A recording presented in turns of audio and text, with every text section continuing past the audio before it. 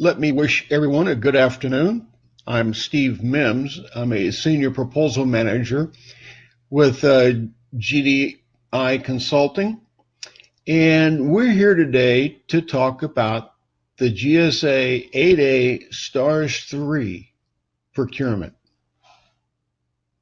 I trust everyone can hear me well. First, we're going to start with a few administrative notes. And the link to the recording will be sent to you within 24 hours. We're going to hold a Q&A session at the end, so you can send your questions in during the webinar by utilizing the chat system to the right of your window, and we will address them at that time. You can download this presentation by clicking on the link under File on the right-hand side panel of your window as well.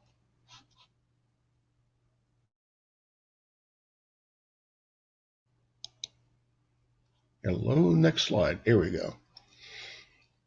One of the reasons why we do this webinar is because the response preparation can be fairly complex.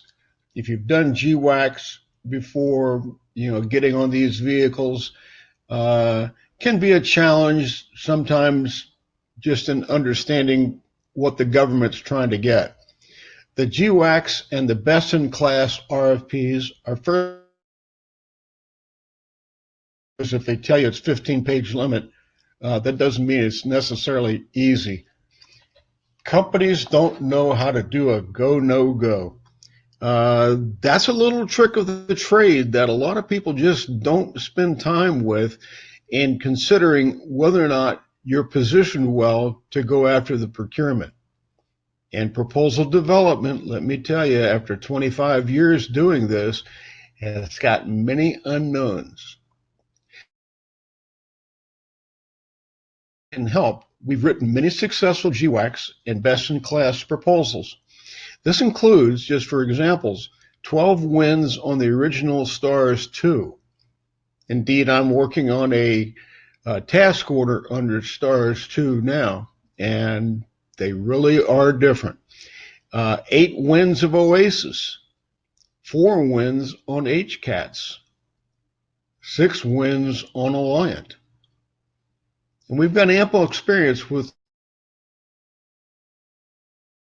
companies face in the process. We'll be pleased to help you work your way through this. Here's the outline of the webinar. First, we're going to have GSA STARS general information, provide you with that so that you can get kind of a holistic view of this procurement. We'll discuss the functional areas or service channels, the minimum requirements required to bid,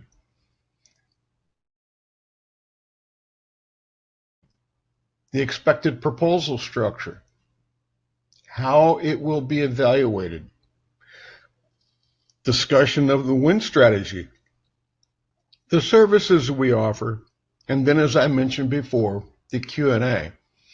So without further ado, I'd like to present our Vice President, Ab Van, who will present the rest of the webinar, and then I'll be back with you to deal with the. Thank you. Ab?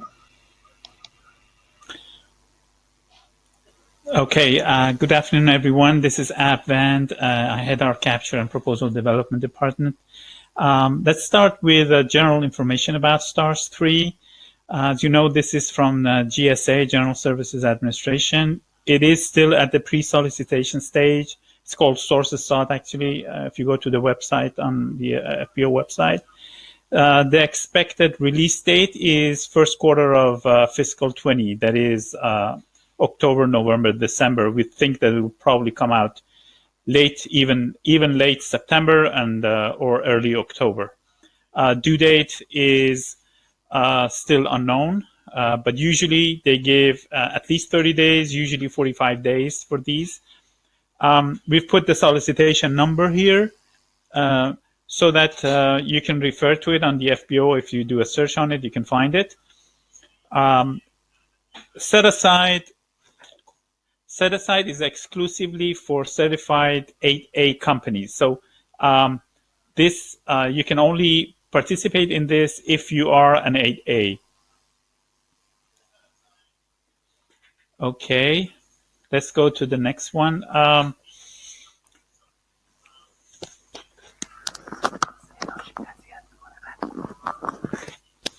The contract period is 5-year base period, and then they're going to have a 3-year option period.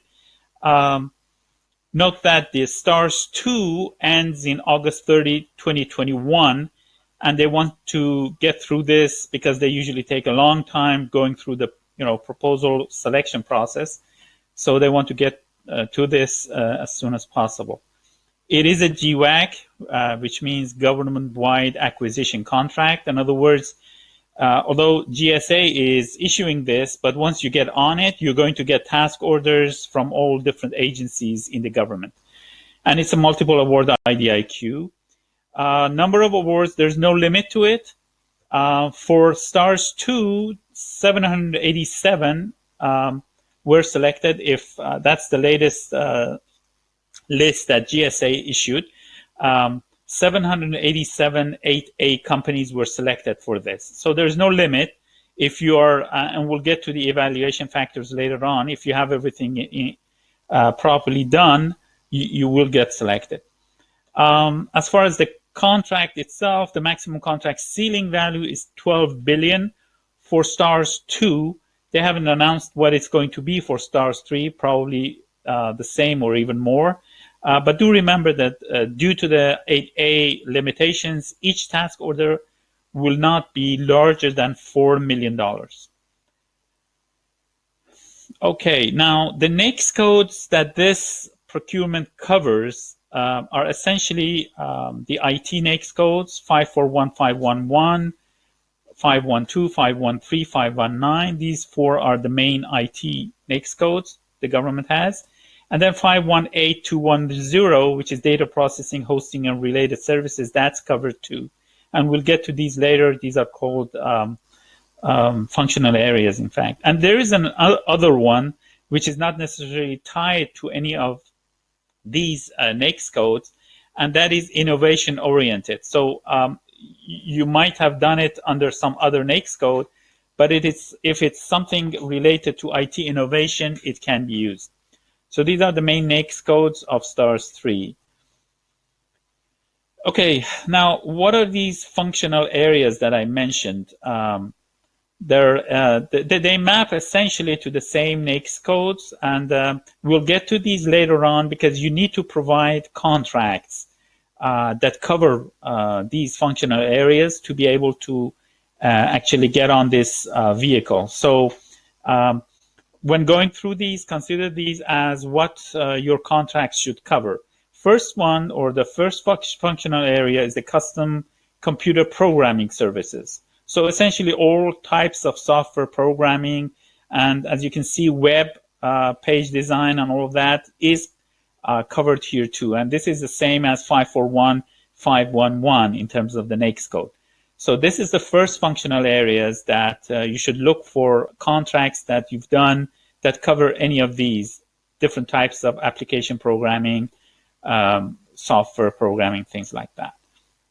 The second functional area is computer system design services, 541, 512, and there are 4 major areas: computer system integration design consulting services, LAN computer system integration design services, information management computer system integration design services, and office automation computer system integration design services. So if any of the contracts that you've done fall in here, either with the NAICS code 541, 512, or you can actually prove that it covered it, it's good to go.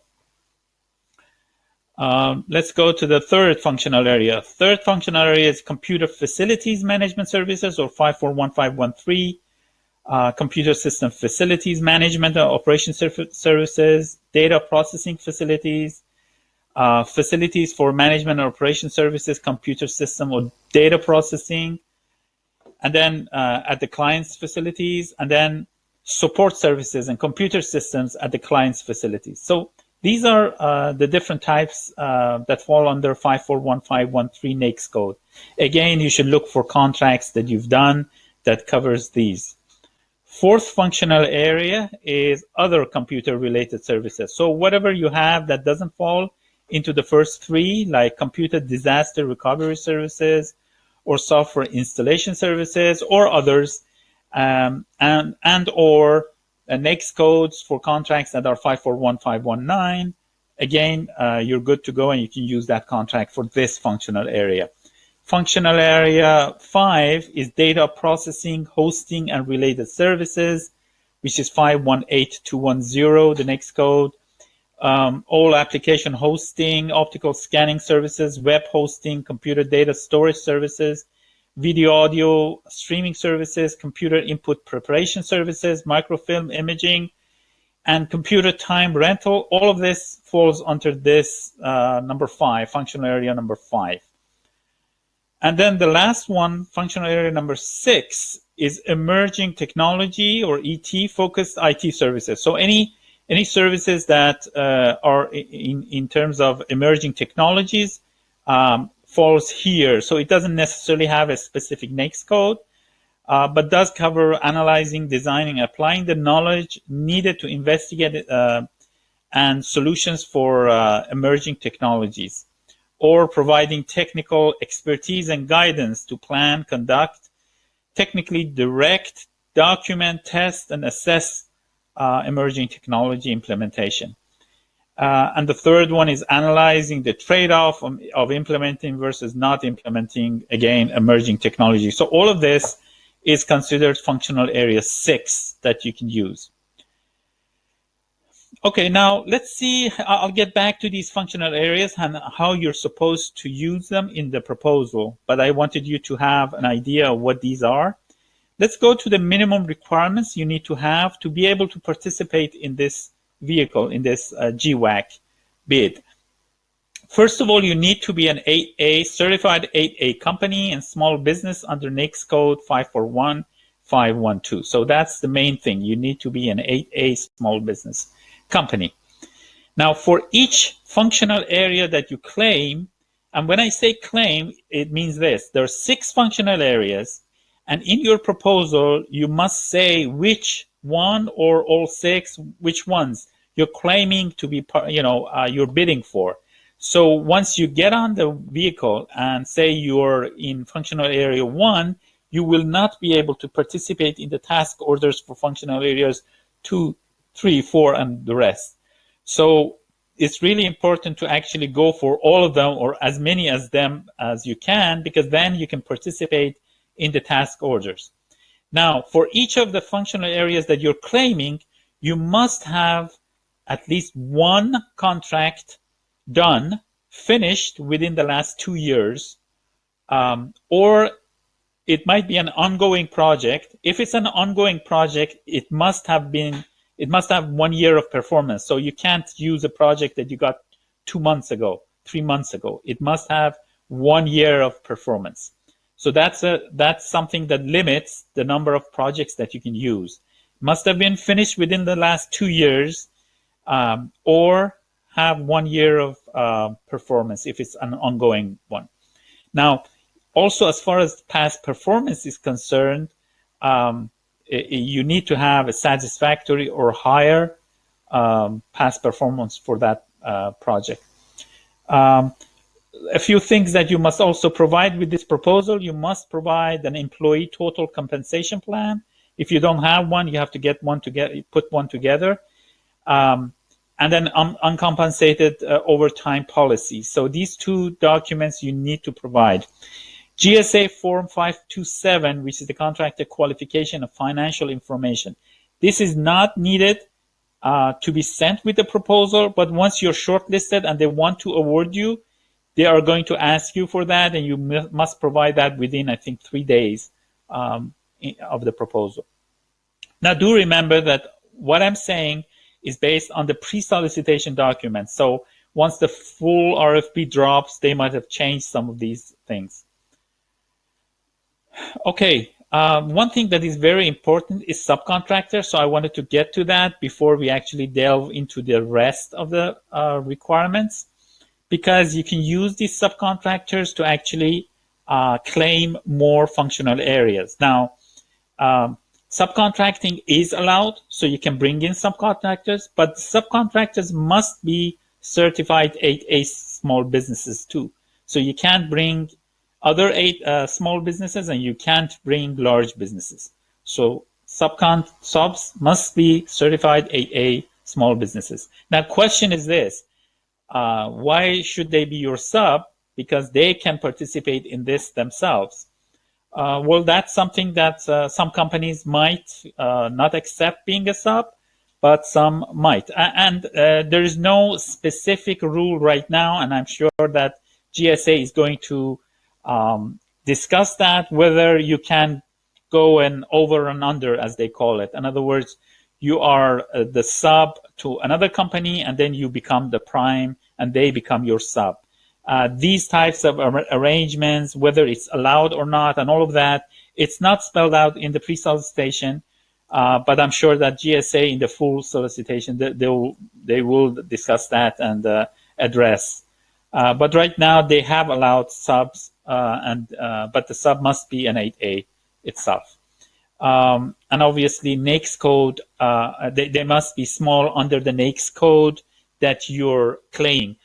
So if you're going for, say, functional area 1 for the NAICS code 541511, the sub that you're bringing, they might be a 8A small business, but they might be large under that, and then small under other NAICS codes.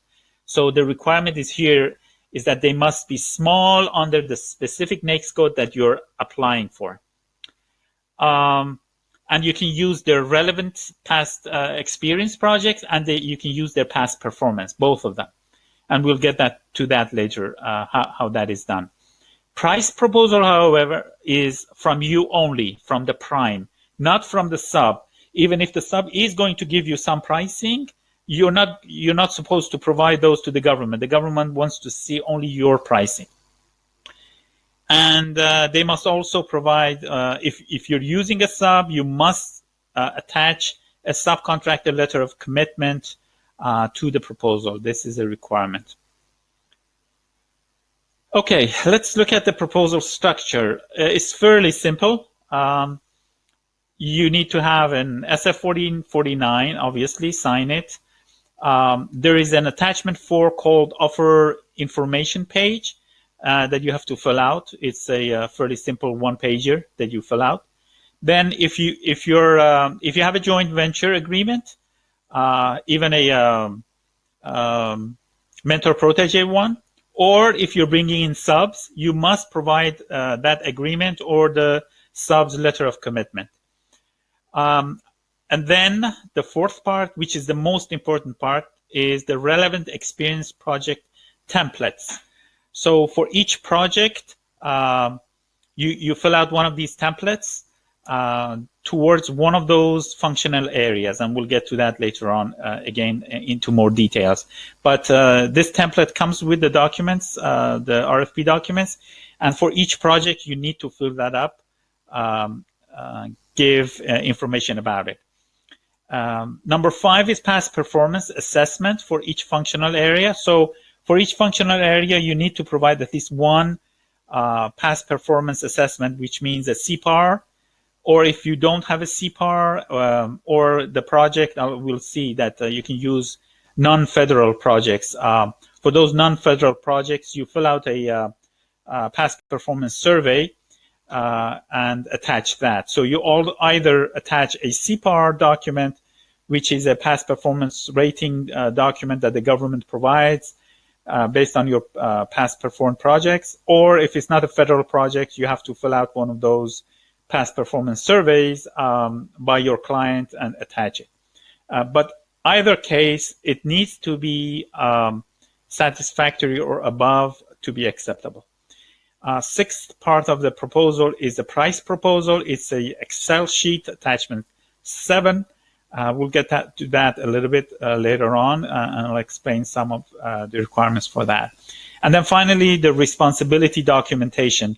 There are three of them: the reps and certs, which you have to fill out from the sam.gov account that you have, total compensation plan, and uncompensated overtime policy. So these are the documents that you need to provide for responsibility documentation. And as I said, if you're selected to be awarded, there are a few more documents that they'll send it over to you, like the GSA 527 form and one other, and you have to fill those up and send back to the government.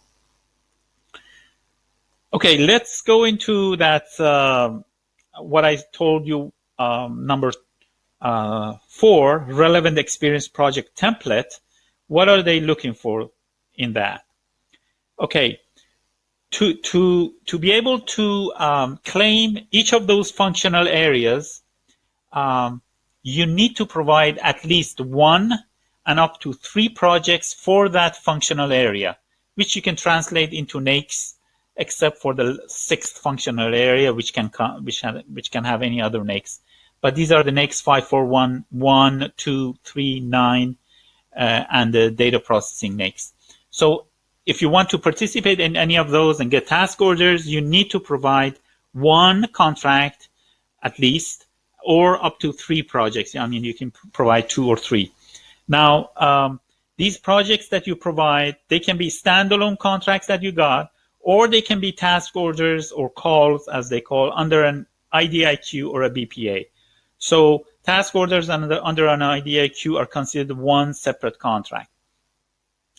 Now, these projects can be federal, they can be state and local, they can be commercial, or they can be international public sector. So when they say international public sector, means any contracts that you might have gotten from governments, foreign governments. That's considered acceptable. But essentially federal, state, and local, commercial, and international. So there's no distinction. So this is a good thing for many companies. They might not have very many federal projects, but they can use their commercial projects. Each project must cover the claimed functional area. So that's obvious. In other words, if you're going for functional area 1, 541511, the project that you're providing for that must obviously be in that, which is software programming. Now, the number 5 is the catch. Cannot use the same project for multiple functional areas. So if you have a project that you did, for example, data processing, but you also did software programming, you cannot use it for both. You have to use a separate project for data processing and a separate project for software programming. So that's something to consider when you're looking at the your arsenal of projects, which one to use for which of the functional areas. Now, each project must have been completed within the last 2 years, and that's from the proposal due date, which is not set yet. So obviously, the more the government delays, the harder it becomes for companies, because say they submit it, say on the 10th of September, 10th of October. It means that 10th of October 2019 is the deadline. In other words, you need to have finished your projects at 10th of September, after 10th of September 2017. So anything before that time, anything done before that time cannot be used. So the more they delay, the worse it gets. But at the same time, it might be an ongoing project. In other words, it's not finished yet. If that's the case, as I said, it needs to have at least 1 year of performance. So assuming again that the due date is 10th of October 2019, you can't use any projects that you got after 10th of October 2018. That's 1 year. So you have to have projects that you got awarded before 10th of October 2018 if they're ongoing. So that's something, it's it doesn't give you that much of a leverage. 2 years, or if it's ongoing, 1 year of performance. Now, Another limiting factor, number 7, is that the project that you use must be over $1 million. So that limits a lot of companies' capabilities, because the projects must have $1 million. Now, if it's finished, it means the obligated value. So if the project was for $600,000, but you got extensions, and when it was finished, the obligated amount was 1.1 million, it's good to go. Vice versa, you got a project a year and a half ago, and the value for the first year was only $300,000, but it's a 5-year project, and the overall value is $1.5 million. That's acceptable. So it works like this. If the project is finished, they look at the obligated value. If the project is ongoing, they look for the total estimated value, including all option periods, which is good. So all option periods are added. If it's over 1 million, you're good to go. Now, to prove all of this, you have to provide a number of documents alongside that form that you fill out, that I mentioned. These documents include the FPDS printouts. FPDS is a government website, and we can help you in terms of downloading and getting the printouts, but you need to provide that with your proposal. Also the award documents, and the statement of work and the PWS, because essentially you have to prove that, this was an IT project and you worked on IT. So you have to provide all these documents with your proposal. So that's the relevant experience part, which is the most important part. For each of the functional areas, you need to essentially provide at least one contract that's been done within the last 2 years or ongoing with 1 year of performance and is over $1 million. So that's the requirement. Okay, now as far as past performance is concerned, for each of the functional areas that you're providing, you must provide at least for one of the projects, not a different project, for one of the projects that you provided in the relevant experience section, you must provide a past performance rating. Now, you don't need to provide more than 5. So even if you're going for 6 different functional areas, maximum past performance is 5. Now, how do you prove that you had a satisfactory or above past performance rating? It's either by the CPAR document. CPAR is the government's, they have a website that rates all the past performance for federal contracts. So either you have that, or if you don't have it, and sometimes contracting officers just don't fill up, or the value is too small, in which case they don't fill it up, which is not your case, because you need to have projects that are above $1 million.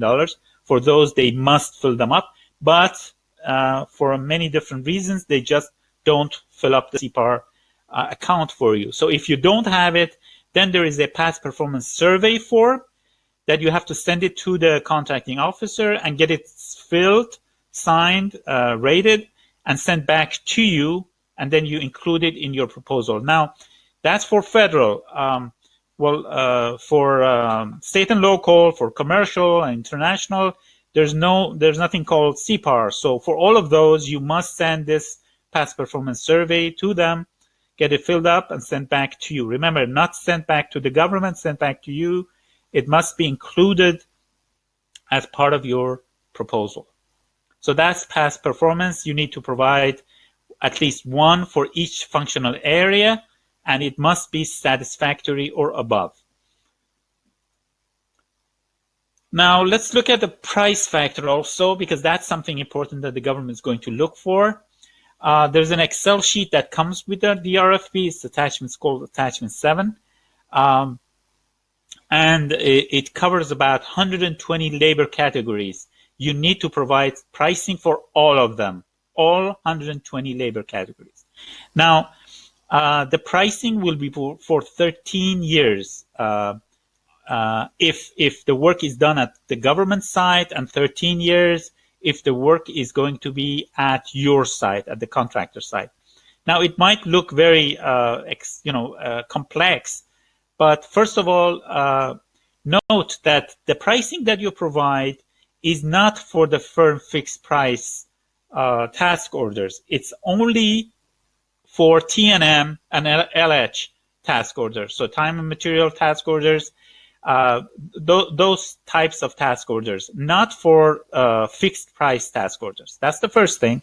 Second, that the price that you provide for these 120 labor categories is for the hardest or most expensive types of labor categories. They're considering people with high security levels, working in Washington area, which is usually the most expensive, and working full time, things like that. So it's going to be the highest price. So once you provide that, and you get a task order that is T&M, you must provide pricing less than that. So it's not that you're supposed to provide the lowest pricing here to win this, to get on the vehicle. Your price must just be reasonable. And reasonable means that the government does provide direct labor rates, minimum and maximum direct labor rates.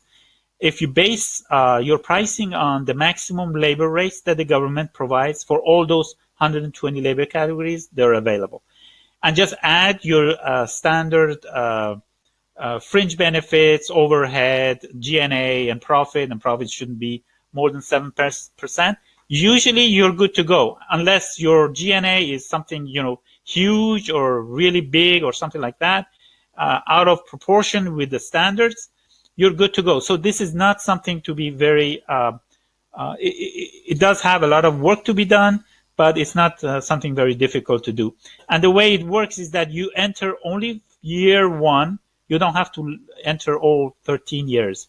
And the form automatically calculates it because they've put a yearly escalation factor of 2.12%. And we're not supposed to change that. So as soon as you fill out year one, the form is going to be filled automatically for the rest of the 12 other years. So that's the pricing factor. Now let's sum these together and see how they're going to evaluate it. They're going to evaluate the proposal on 3 factors.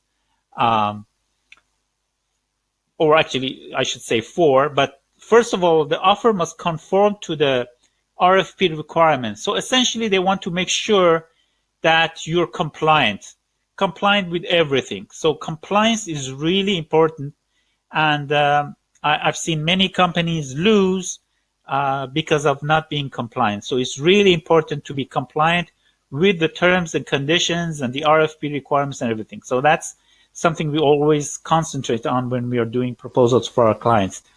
So that's the first thing. And then the offer must be technically acceptable. And technically acceptable is essentially the past experience part and the past performance part. So the experience part means that you have to have those contracts for each functional area which conform to the requirements of the RFP. And then as far as past performance is concerned, you must be satisfactory or above. So if you're good there, you're technically acceptable. And then the offer must have offered a fair and reasonable price, which I just covered. So your pricing mustn't be too way off or too low.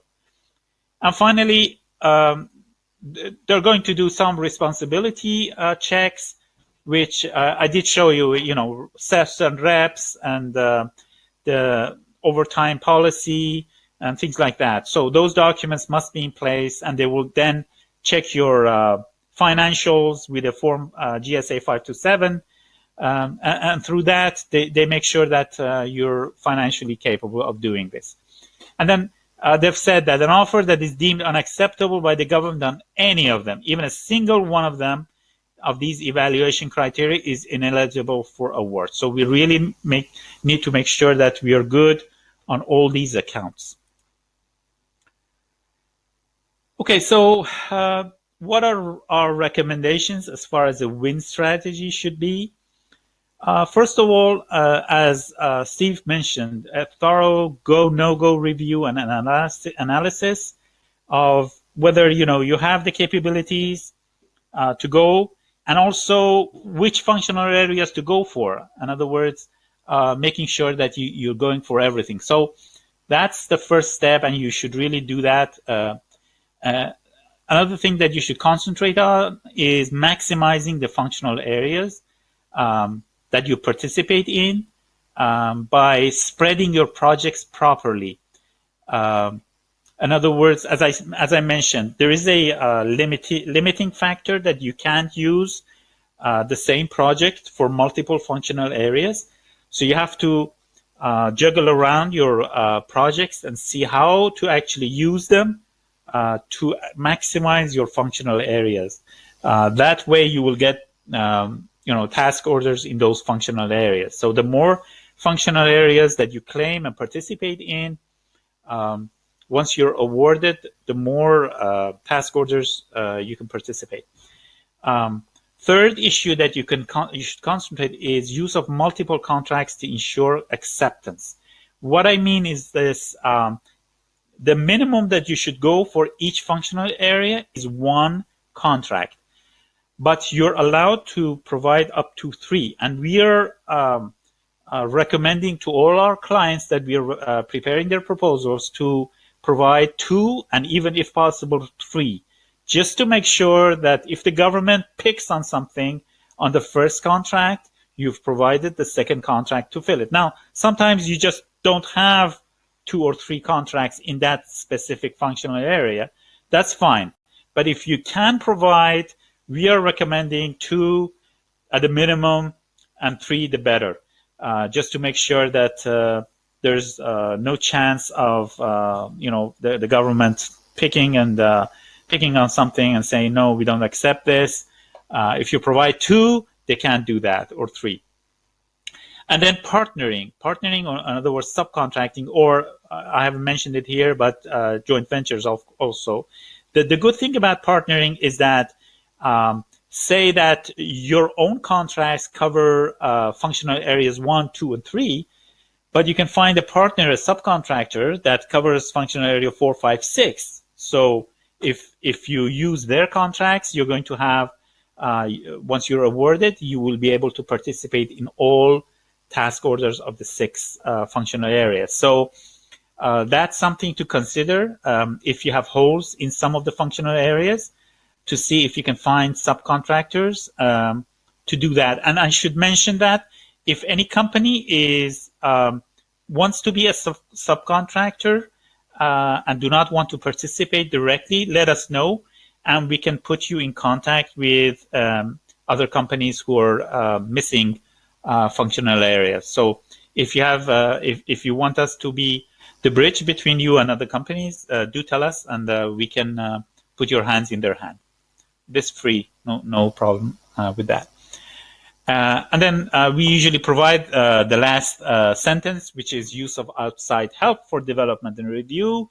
This is especially important for companies who are not familiar with this type of proposal writing. Obviously, as you can see, not much proposal writing, a lot of document management here. So that's what we suggest to companies, to get outside help.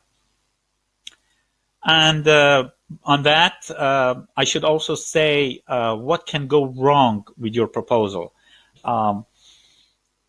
The first and foremost is compliance, and compliance. Because as you recount, I did mention that the government has said, if you do not go by the RFP requirements, even one small thing, they are allowed to put you aside, eliminate you. So compliance is the most important factor in these proposals.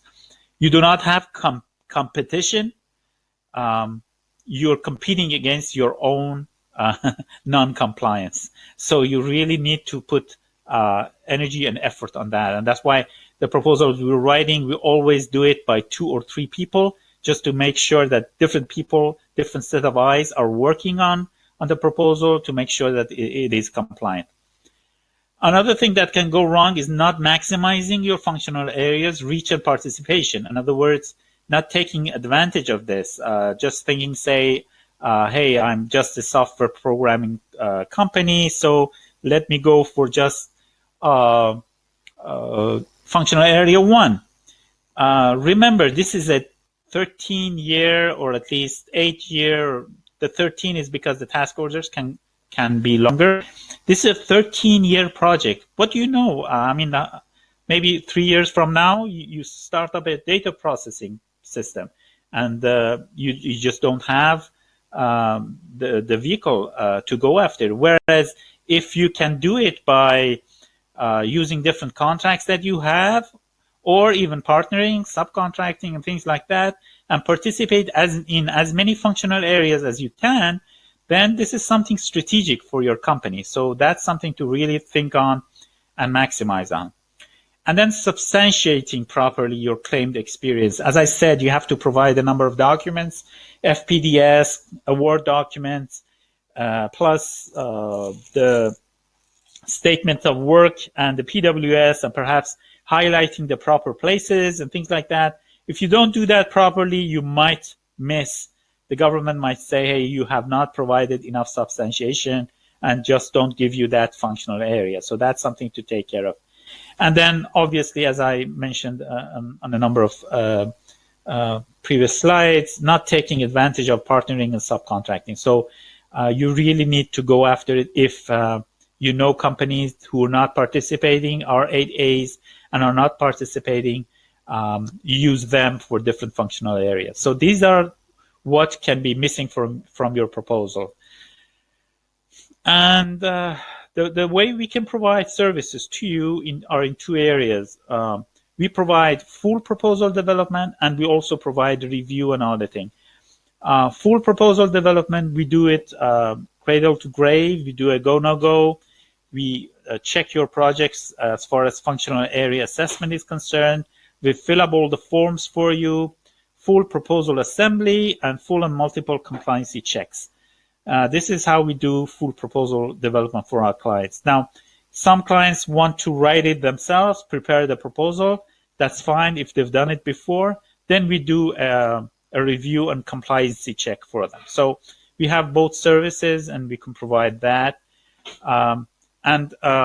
Here are our emails. So if you have any technical questions, you can contact me by email or call me at that number that is on the slide, and you can download the slides, as Steve said, and this is there. Or if you have commercial questions, you want offers sent to you, you can contact Maroon at his email. He's our BD, and his telephone number. So these are our contacts in case you want to contact us. Now, I guess we get to the Q&A, and Steve can take over. Steve, please.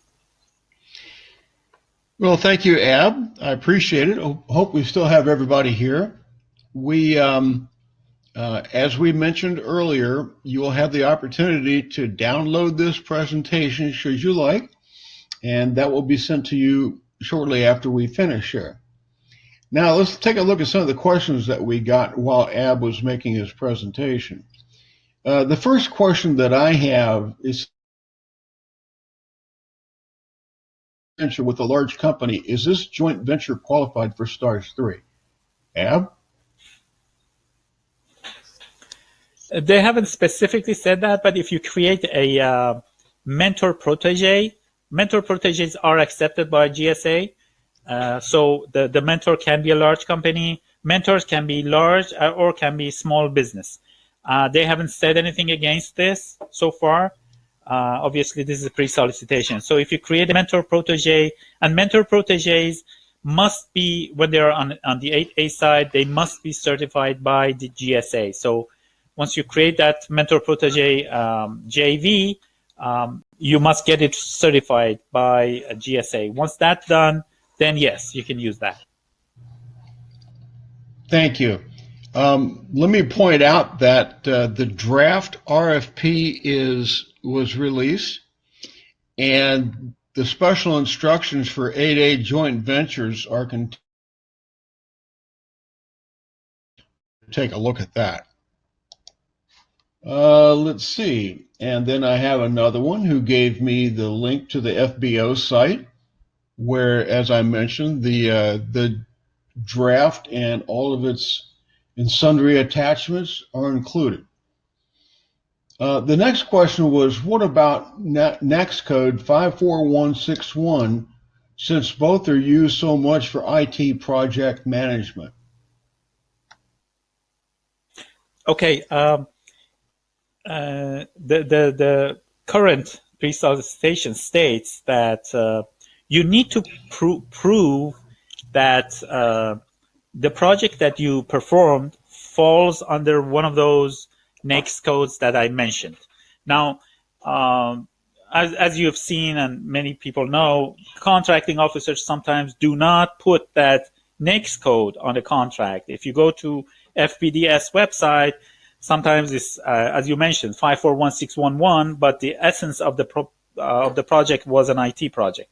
The questions that just came up is, are there going to be multiple constellations for STARS 3? Yeah, well, I can answer this that, they haven't mentioned anything about that, but you can go after multiple functional areas. So if that is considered constellation, yes. But if you mean the previous types of constellation that they had in different types of programs, that's different. But functional areas, if that's considered, yes, you can go for multiple functional areas. Right.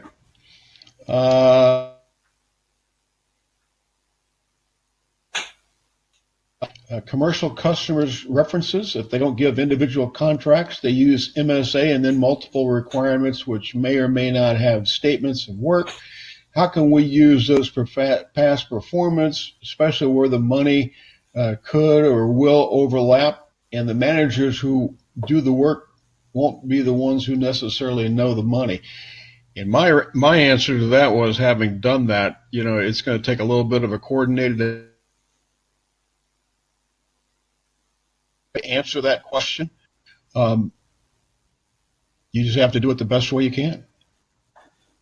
Yeah, the issue is that the government wants to see, in other words, you have to prove that that project was in fact IT. I mean, you can't just go by the name of it. So that's why they want to look at the statement of work. Now, if your commercial projects do not have statement of work, you need to resolve that. Either get back to the client and ask them to create something like that. Otherwise, the government is not going to accept it. We had the same problem with a number of others in HCATS and OASIS, which are both by GSA. And those clients had to eventually go and get some sort of a new statement of work issued by their clients for the government to accept. Otherwise, those contracts would not be accepted. Also, as far as the value is concerned, if it's a sort of a multiple orders that are under a one task, under one overarching agreement, you can add them up together. But the best thing is to actually add them up together, but do get a statement from the client saying that this is one contract and not multiple. Because in the federal side, you couldn't add if you had an IDIQ, you couldn't add the task orders together to reach the 1 million. The government is not going to accept that. So in the commercial side, you need to get some sort of a letter from the client saying that this is one contract, not multiple ones, in order to be able to add those orders together to get to the 1 million limit. Over. Okay. The next question that comes up is, how do you assign NAICS code? You probably have an answer for that. I do as well. Go ahead. Yeah, I mean, only the federal contracts do have NAICS code. Even state and local usually don't. So that's why the government wants to look at your statement of work. And you have to prove, the burden of proof is on you to show that this was, for example, a software programming job. And that's how you prove it, from the statement of work, to show that this is, corresponds to 541512, which is software programming, 511. So that's essentially the way to prove it, through the statement of work or the PWS. I agree. Take the NIACS code list and work your statement of work into that, showing the references, the correlation between the statement of work and the NIACS code. State IT augmentation contract. So other areas, just one or a few. Ab? The question was staffing, IT staffing, where it lies. If it's an augmentation contract, okay, where you can have many as opposed to few in other areas. But that can fall usually into the other IT services. So usually if you use that sort of thing in the NAICS codes for other IT services, 541, 519. Okay. Any more? No more questions? In your brief absence off the line, I gave out my telephone number and invited calls should anybody have any questions they think of at the end. Okay.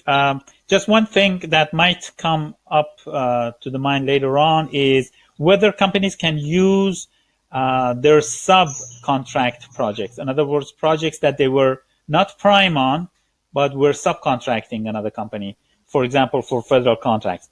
That is not very clear in the statement of, in the RFP. That's why we are suggesting to our clients Plan A and Plan B. Plan A is to use only those contracts that they were prime on. Then Plan B is to have both. This is in case GSA comes back with the full RFP and explicitly says that no, you cannot use subcontracts. Then if you've planned on it, you're at a problem. So that's our suggestion, to have two plans. Plans A for just prime contracts, and Plan B is primes and subcontracts. Okay, and I just noticed that there is one more question. Well, the client, the overall value is $3 million over the last 3 years. Can we use it? Master service agreement. It depends. Again, 3 million over 3 years. It doesn't matter. It's 3 million over 1 year or 3 million over 20 years. It's 3 million. This is different from Oasis, which they calculate on an annual basis. So right. 3 million is good, but that master service agreement, that's a problem. So you have to, as I mentioned, if you had orders under it, you have to add up those orders to see if it comes to $3 million, or if it's ongoing and you haven't finished, for example, another year remains, you have to look at the maximum number that's acceptable. But if it's finished, then the obligated amount is what they're looking for.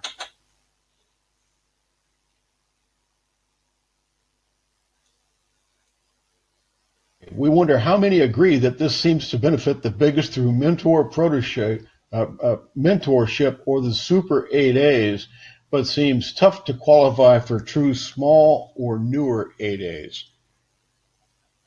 So that's kind of a political question.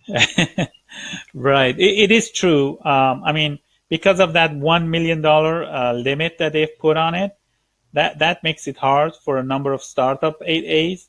Many companies do not have that value contracts, but unfortunately, that's the way they've put it so far.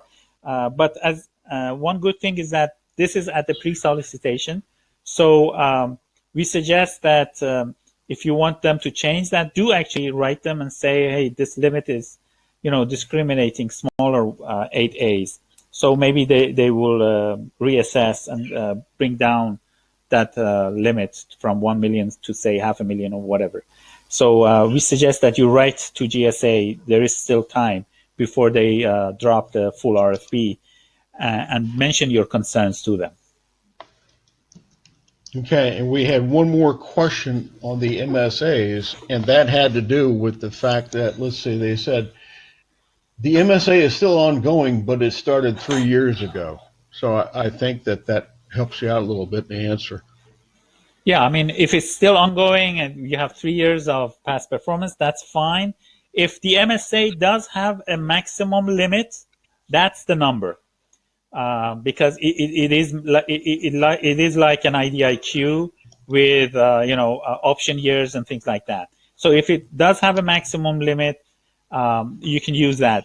If it doesn't have that, then you have to add up whatever you've gotten during the past 3 years and see if it's over 1 million or not. If it's over 1 million, you're good to go. Okay, we we talked about questions. The drafts for questions in it yet, since none of the deadlines are there. So I would recommend, as Ab said, that you ask the question, keeping in mind that the government will issue a response to everybody. So your question and the response will be out there. Another JV question, can we respond as a prime with our JV, and can we also sub, and can a company be a part of two proposals? Okay. In the previous types of GSA bids, like for example Oasis, they had allowed what they call over and under. In other words, you are the prime, and another company becomes your sub, and then you do it the other way. They become the prime, you become their sub, or you become the sub on another company. All of this. This is not addressed here. In the recent Oasis bid that they did not allow it. So, or I should say it like this. They did allow it, but they went on a contract basis. In other words, they said that you can be sub to multiple companies, but for each company, you must give them a different project to use as a sub. So your company A, your sub to company B and C. For company B, you give project number 1. For company C, you must give them a different project number 2. Not the same project. If they find the same project, they're going to disqualify all of you. So that's what they did for Oasis. We don't know what they're going to do it for this one. They're quiet on this whole thing, whether you can be on multiple teams or not, you can do over and under or not. And I'm sure this is going to be addressed in the full RFP. Okay. And with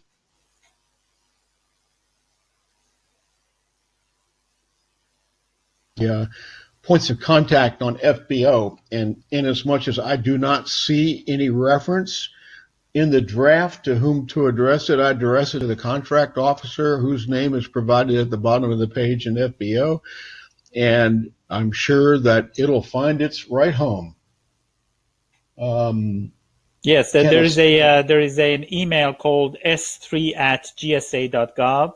Right. And they can send it. Yeah, the name of the contracting officer. They can send it to that.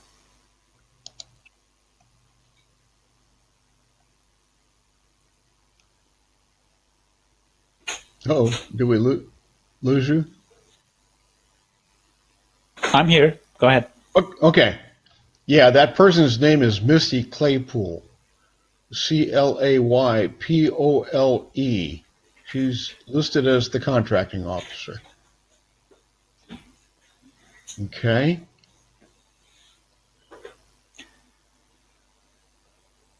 Questions?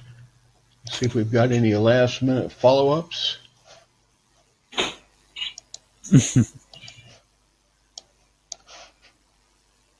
There seems to be one asking about when the final RFP is going to hit the street. Depends on how many questions we hit them with. Yeah, as you can see, they haven't mentioned it as far as when that will be, but they have said that any feedback should be sent to them before 6th of September. So assuming that, then I think the earliest that they would issue the full RFP would be late September and early October. That would be earliest. Other than that, if they are delayed, they'll go well into first quarter of fiscal year 2020. Yeah, you might also take a look at their budget. Right. That they're obligated to make this redundant, that they're obligated to issue this RFP before the end of the fiscal year. Yep. Okay. Well, we want to thank you again, speaking for myself, and Ab can thank you himself. And our offer remains open. Give me a call if you got any specific questions. What I can, yep. yeah, and maybe even go looking ahead. up an answer. I said maybe even looking up an answer or two. Sure. Yep. Thank you, everyone, for participating. And sorry about the glitch at the end with regards to me dropping out. But as Steve said, if you have any questions, do contact Steve. Mike, email and phone number is in the slide, as well as Maroon Freedy, our BD, email and phone number in case you want an offer or anything sent to you. You can contact Maroon. And we thank you for participating in this webinar. We are having webinars every week or every other week, and we look forward to seeing you in our future webinars as well. Thank you so much, everyone. Have a good day. Thank you.